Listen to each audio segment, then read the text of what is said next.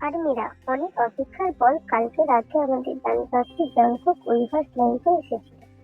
কিন্তু এবারের লাইভটা অন্যবারের থেকে একটু আলাদা ছিল। আপনারা কি লক্ষ্য করেছেন নিজে কালকে কতটা ইমোশনাল ছিল? লাইভে জাংকুক তার বন্ধুদের সাথে কথা বলছিলেন এবং এক পর্যায়ে তিনি মন খুলে বললেন যে তিনি আর আর্মিদের সাথে কতটা কমফোর্টেবল ফিল করেন।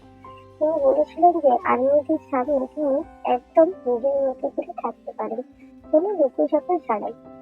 এমনকি আবেগের বশে তিনি কিছু কড়া কথা বলে ফেলেছেন হেটারদের উদ্দেশ্যে, যা সচরাচর আমরা তা কিছু শুনি না।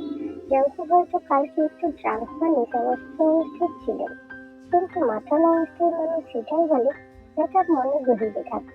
তিনি ভেতর থেকে ঠিক যেমনটা দেখান, আর্মির জন্য তার ভালোবাসা তার চেয়েও অনেক বেশি গভীর ছিল।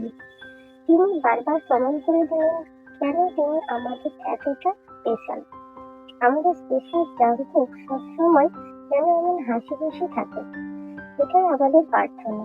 আপনাদের কার কার কালকের এই বোল্ড জাংকুককে ভালো লেগেছে কমেন্টে স্টিল উইথ টু ডেকে লিখে আমাদের ভালোবাসা জানান। আর জাংকুকের এমন সব মুহূর্তের জন্য এখনই সাবস্ক্রাইব করে পাশে থাকুন। Thank you.